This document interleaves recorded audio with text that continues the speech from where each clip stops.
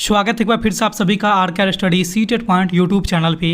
इस चैनल के माध्यम से आप आज जिस टॉपिक के ऊपर अध्ययन करने वाले हैं वह टॉपिक है आपका असमानता, जिसे अंग्रेजी में इनइक्वालिटी भी कहते हैं। यानी कि असमानता क्या होता है, इसी के बारे में आप आज इस वीडियो के माध्यम से कंप्लीट जानकारी को प्राप्त करने वाले हैं। तो चलिए वीडियो को स्टार्ट करते हैं और सबसे पहले हम लोग जानते हैं कि आज के इस वीडियो के माध्यम से आप किन चीज़ों को सीखने वाले हैं। तो इस वीडियो के माध्यम से आप सबसे पहले जानेंगे कि असमानता किसे कहते हैं, इसके बाद जानेंगे कि इसका क्या अर्थ होता है और साथ ही साथ यह भी जानेंगे कि असमानता कितने प्रकार से होते हैं, असमानता का कितने आधार हो सकते हैं, कितने कारण हो सकते हैं, और अंत में आप यह भी जानेंगे कि असमानता का क्या दुष्प्रभाव होता है, क्या हमारे समाज पे इसका किस प्रकार का असर पड़ता है। इन सारे बातों को आप आज की इस वीडियो के माध्यम से जानकारी को प्राप्त करने वाले हैं। तो चलिए सबसे पहले हम लोग जानते हैं असमानता के बारे में कि असमानता किसे कहेंगे। जैसा कि नाम से यहाँ पर स्पष्ट है, देखिए असमानता कहने का मतलब कि एक दूसरे में यहाँ पे सामान्य नहीं है, विभिन्नता नजर आएगी। यानी कि एक व्यक्ति दूसरे व्यक्ति से भिन्न है, कई मामला में भिन्न हो सकते हैं, कई कारकों से भिन्न हो सकते हैं, कई कारणों से भिन्न हो सकते हैं। तो उसी को हमारा क्या कहते हैं, जो एक व्यक्ति दूसरे व्यक्ति के समान नहीं है, यानी उसको हम कहेंगे असमान है। ठीक है, जैसे कि समाज में बहुत सारे लोग आपको मिलेंगे, कोई व्यक्ति कोई दूसरा काम कर रहा है, कोई तीसरा काम कर रहा है, कोई चौथा काम कर रहा है। किसी का पहनावा अलग है, किसी के रंग रूप अलग हैं, किसी का आकार अलग है। किसी के लिए कोई खास नियम अगर बन जाता है कि उसमें उसी व्यक्ति को ही वहाँ पर जाना है, वो काम सिर्फ वही व्यक्ति करेगा, बाकी के लोग नहीं करेंगे किसी समाज के अंतर्गत, तो मतलब क्या है कि वहाँ पर असमानता देखने को मिल रही है। चलिए असमानता के बारे में थोड़ा हम लोग और जानते हैं लिखित रूप से, और आपको अगर नोट करना है तो आपको यहाँ से नोट डाउन भी कर सकते हैं, असमानता के बारे में नोट्स भी खुद से क्रिएट कर सकते हैं। ठीक है, देखिए किसी एक समाज में उपस्थित अलग अलग व्यक्तियों के बीच यदि जाति, धर्म, व्यवसाय, संपत्ति, शिक्षा, व्यवहार, अधिकार इत्यादि में जो भिन्नता होती है उसे ही असमानता कहा जाता है। यानी किसी एक समाज में बहुत सारे लोग उपस्थित रहते हैं, आप जिस समाज में रहते हैं वहाँ भी होंगे, और किसी भी समाज की बात कर लेंगे, मतलब लोगों के समूह से ही तो समाज बनता है। तो स्वाभाविक सी बात है कि उसमें बहुत सारे लोग रहेंगे, अलग अलग जाति के लोग रहेंगे, अलग अलग धर्म के लोग रहेंगे, अलग अलग व्यवसाय लोग वो करते हैं, अलग अलग संपत्ति वाले होंगे, पूंजी वाले होंगे, शिक्षा का स्तर भी सब लोगों का अलग अलग होगा, व्यवहार भी सब लोगों का अलग है, और सब लोगों का अगर अधिकार भी अलग कर दिया जाए, यानी इसमें अगर अलग अलग सब लोग रहेंगे, विभिन्नता आ जाएगी कि कोई व्यक्ति यही काम को करेगा, दूसरा व्यक्ति उस काम को नहीं करेगा, कोई फलाना व्यक्ति ही यहाँ पर इस चीज़ को ले सकता है, कोई दूसरा व्यक्ति इस चीज़ को नहीं ले सकता है। अगर इस तरह की प्रतिबंध कर दी जाए, इस तरह की भिन्नता अगर किसी समाज में पनपती है, तो इसी भिन्नता को क्या कहा गया है, असमानता कहा गया है। यानी कि एक व्यक्ति जो है, मान लीजिए कोई उच्च परिवार का है, तो वह ही वो कोई काम कर सकता है, किसी चीज़ का लाभ ले सकता है, दूसरे व्यक्ति को अधिकार होते हुए भी उसको अगर लाभ नहीं दिया जाए, तो कहने का मतलब क्या है कि यहाँ पर असमानता पनप रही है। क्योंकि ये असमानता हमारे एक क्षेत्र में नहीं, हमारे अनेकों क्षेत्र में देखने को मिलते हैं। जैसे कि स्कूल वगैरह की भी बात कर लेंगे, शिक्षा के क्षेत्र में, तो वहाँ पर अगर किसी अमीर परिवार के बच्चे आते हैं तो उसको ही केवल शिक्षा दी जाएगी, गरीब परिवार के बच्चों को शिक्षा देने से इनकार किया जा रहा है, या फिर उस फैसिलिटीज़ को नहीं प्रोवाइड कराई जा रही है जो एक अमीर परिवार के बच्चों को दिया जा रहा है। तो कहने का मतलब कि वहाँ पर उन दोनों बच्चों के बीच में असमानता देखने को मिल रही है, और ये असमानता जो है वह नियम यानी अधिकार के आधार पर हो रही है। तो असमानता क्या कहते हैं कि किसी भी तरह से अगर दो व्यक्तियों के बीच में एक नियम कानून बन गया जो एक के लिए जायज़ है, दूसरे के लिए वहाँ पर लागू नहीं है, तो वो चीज़ें अगर एक ही समाज में रह रहा है और एक के लिए वो चीज़ें करना है और दूसरे को वो काम करने से रोका जा रहा है, तो कहीं ना कहीं वह असमानता कहलाता है। इसी को हम असमानता कहेंगे। असमानता के जो अनेकों कारण हो सकते हैं, ठीक है, असमानता जो पनपती है उसके अनेकों आधार हो सकते हैं, कई कारणों पे असमानता होती है। जैसे कुछ प्रमुख आधार हम यहाँ पर लेकर के आए हैं, जैसे धर्म के आधार पर, मान लीजिए कोई हिंदू है, कोई मुस्लिम है, कोई सिख है, कोई ईसाई है, लेकिन है तो सब इंसान ही।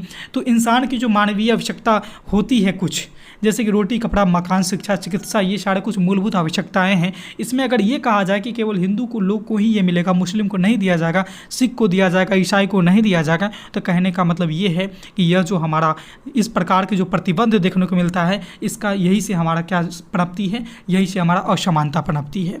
ठीक है, कर्म के आधार पर कहेंगे कि जो उच्च वर्गीय लोग हैं वो मतलब कह सकते हैं कि वो पढ़ाई का काम करेंगे, जो निम्न वर्गीय लोग हैं वो खेतों में काम करेंगे, तो यही हमारा असमानता है। ये चूँकि हमें संविधान ने समानता का अधिकार दिया दिया है कि सारे लोग अपनी स्वेच्छा से, अपने मर्जी से कोई भी अगर जेन्युइन काम है तो उसको कर सकते हैं। तो फिर इसमें प्रतिबंध किस प्रकार का, अगर प्रतिबंध लगाया जा रहा है तो कहीं ना कहीं असमानता को यहाँ पे जन्म दिया जा रहा है।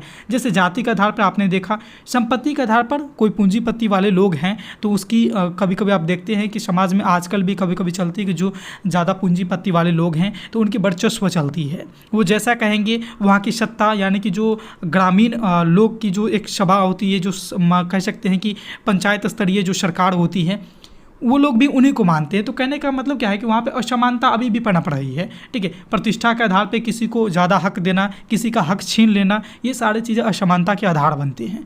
ठीक है, जैसे कि यहाँ पर शिक्षा के अधिकार पर भी यहाँ पर आप देख सकते हैं कि अधिकार, ये प्रतिष्ठा के आधार या फिर अधिकार के आधार पर क्या है कि किसी को समानता देना या फिर नहीं देना। यहाँ पर आप देख रहे हैं कि ये दो पॉइंट यहाँ पे एक साथ आ गए हैं। तो यहाँ पर शिक्षा अलग है और अधिकार के आधार पर असमानता अलग है। तो शिक्षा के आधार पर भी आपको अनेकों प्रकार के असमानता देखने को मिलेंगे।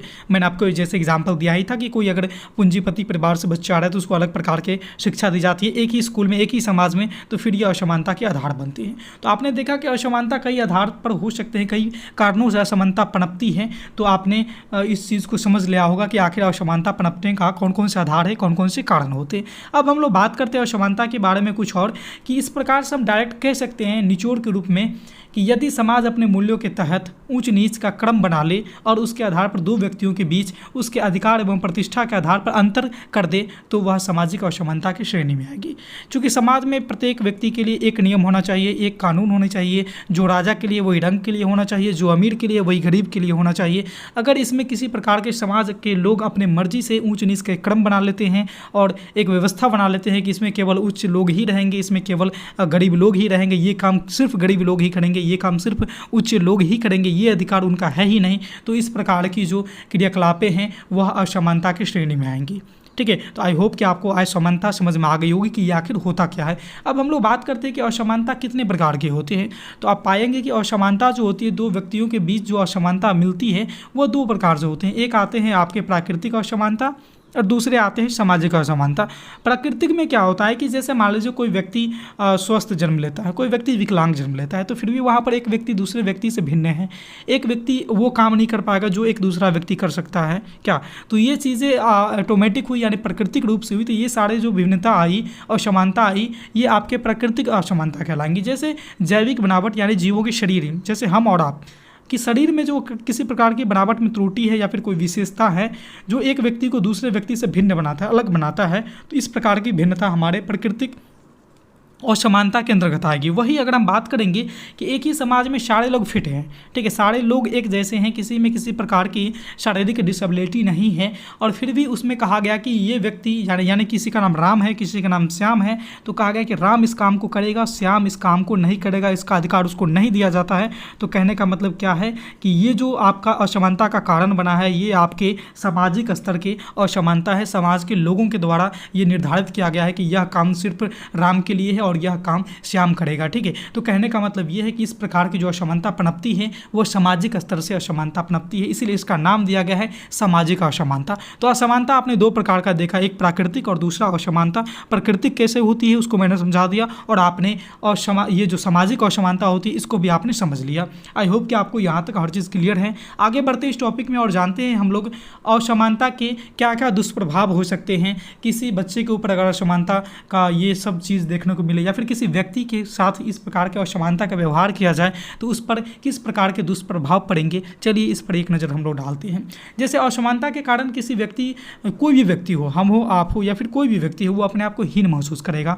जैसे मान लीजिए कोई व्यक्ति में क्षमता है, योग्यता है कि वो बड़े, जैसे ए नाम का कोई व्यक्ति है जो मान लीजिए ये उच्च पूंजीपति परिवार से आ रहा है, कोई भी व्यक्ति है जो गरीब है, तो यहाँ पर अगर समाज में ऐसे है दृष्टि से देखा जाए कि जितने भी गरीब लोग हैं उसका कोई वैल्यू नहीं करा जाए, उसको सामान्य लोगों के साथ बैठने उठने के लिए मना कर दिया जाए, तो ये लोग में क्षमता होते हुए भी, सामर्थ्य होते हुए भी ये अपने आप को हीन महसूस करेंगे। क्यों? क्योंकि ये गरीब हैं, क्योंकि ये निम्न जाति के हैं, क्योंकि ये निम्न पृष्ठभूमि से आ रहे हैं, क्योंकि ये नीचे के वर्ग के लोग हैं। तो ये क्या करता है ना, असमानता आपको हीन भावना महसूस कराता है लोगों के बीच में। तो इसका दुष्प्रभाव पड़ता है, वो अपने आपको कभी ये विकसित नहीं कर पाते हैं, ढंग से डेवलप नहीं कर पाएंगे, हमेशा हीन भावना से वो ग्रसित रहते हैं। तो इसका प्रभाव आपको आसानी से देखने को मिलता है।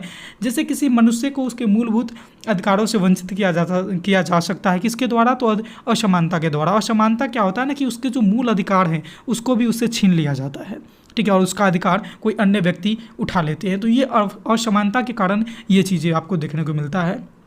आप देखेंगे कि ऐसे व्यक्ति का विकास अवरुद्ध हो जाता है, क्योंकि उसको वो चीज़ मिलती नहीं है जो उसका हक है, जो उसको मिलना चाहिए वो चीज़ उस तक पहुंचती नहीं है, मिलेगी नहीं, तो फिर उसका विकास, उसका डेवलप तो धीरे धीरे नीचे की तरफ आएगा ही ना। और उसका भी हक लेकर के कोई अपना भी हक ले रहा है, दूसरा का भी ले रहा है, तो वो तो डेवलप करेगा ही करेगा। तो ये चीज़ें होती है कि असमानता का दुष्प्रभाव उसके विकास को भी अवरुद्ध करती है। असमानता किसी समाज के लिए अभिशाप है।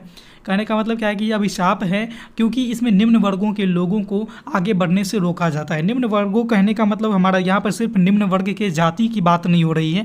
जो व्यक्ति किसी भी प्रकार से दूसरे व्यक्ति के सामर्थ्य में थोड़ा सा निम्न होते हैं तो उसको दबाया जाता है, और यही दबाने का कारण क्या होता है? असमानता होता है। और इसका दुष्प्रभाव उसके जीवन पे पड़ती है, उस समाज पे पड़ती है कि समाज के लोग, सारे लोग डेवलप नहीं हो पाते हैं। अमीर लोग तो अमीर और भी बन जाते हैं, लेकिन गरीब हमेशा गरीब ही रह जाते हैं। इसका कहीं ना कहीं कारण जो है वह असमानता होता है।